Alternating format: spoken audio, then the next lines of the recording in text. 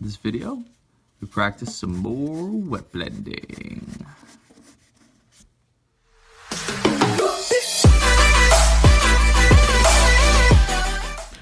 Alright, I'm excited to practice some more wet blending, and I decided the color of the day is going to be purple. I don't have a good mid-tone purple, so I'm going to grab this blue and this red, and we're going to mix them together, and we're going to see what we get. I did that. It was a disaster. It was this really ugly, desaturated purple. I don't know what pigments they use, but they didn't react well. So instead, I'm going to take this dark purple and this light purple and hope that since the pigments, I hope, are similar, I get a good mid-tone purple. And when I mixed them together, I did. And I'm going to do a quick base coat just to help me get a good opaque layer afterwards of the entire shroud.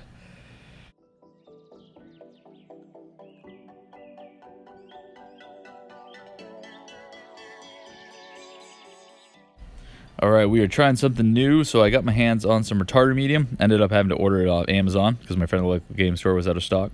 And so this guy is supposed to slow down the drying time. And so I'm adding into the paint, and I wanted to try this over glaze medium because glaze medium really thins out the paint. This did not. It actually kept the same degree of viscosity or whatever. Like the paint was still thick, even though you don't want it too thick, you want it thin anyway, but it wasn't super thin, so I didn't have to like wick as much off, and I felt like it was smoother and the blending just felt better, and so I really enjoyed it. And I'm just continuing the process that I've done not so many times, but every time before, where I got my dark purple, I have my mid-value purple, and I have my highest value purple. And, you know, in the more recessed areas or lower areas I want to be darker, painting the dark. And then I'm not cleaning my brush. I'm just going and getting the next color and then painting over it or painting through it, doing the same thing on the raised areas. And I'm just going to work my way across the miniature. I'm going to leave the footage all in so you can watch the process if you're interested. If you're not, you can skip ahead. I'm going to do the hood in black just like I did before. But we're just playing around with this concept of wet blending, trying out this new product and getting a feel for it, and a technique that I enjoy. I'm still kind of timid about pushing the contrast. I think I could keep pushing it farther, but that's just something I'll keep working on as I keep practicing the technique and playing around with it, and I hope you enjoy watching the process.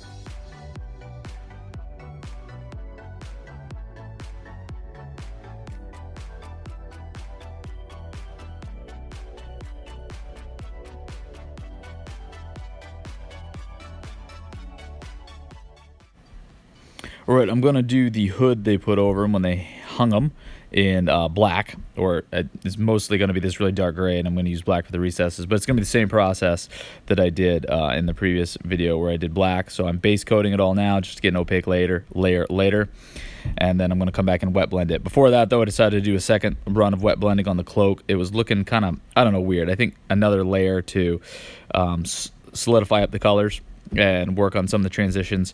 And so again, same thing, start dark, go mid-tone, go mid-value, and then go highest value. And I'm just going to do it all the way around the miniature again.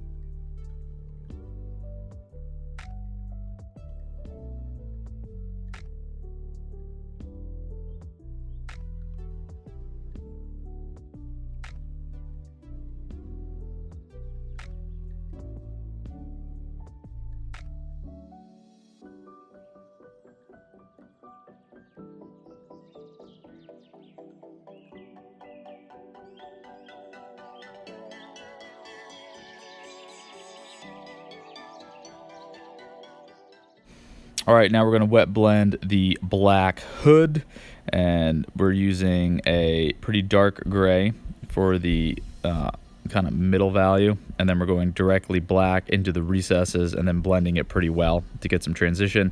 And then I got a lighter gray or higher value gray for the highest points in the top of the head and the raised areas and the ridges and the edges and all that kind of stuff. And I'm just going to go all the way around just like before. I'm going to leave it in there so you can watch it.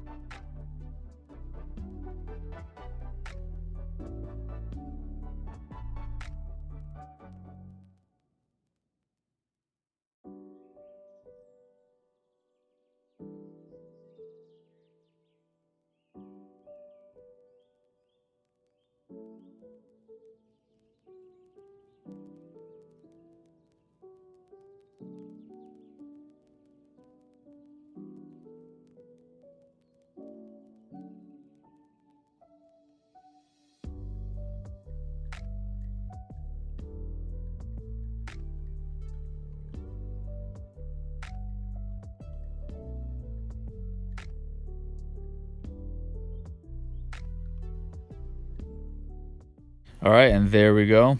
Finished product. If you're still watching this now, I am super impressed. Thank you. There was a lot in there, but I think it might be beneficial to somebody. I don't know. I just really like this whole wet blending thing. It's a super fun technique. I think it looks good. The blends look good. I think I need to practice pushing the contrast, but again, that'll come with time. Like the retarder medium, I would recommend that over the glaze medium. I mean, if you're looking to do multiple things with small number of products and trying to save money, glaze medium works. Just wick out your brush, but the retarder medium is good. That is how I've been hobbying lately. Please let me know how you've been hobbying lately down in the comments below. If you like this video, please give it a thumbs up. If you'd like to get daily hobby videos, consider subscribing. If you want a preview of my next painting video, check out my Rumbl. I do the occasional blog post related to the channel over on my Tumblr, and you can also follow me on Instagram.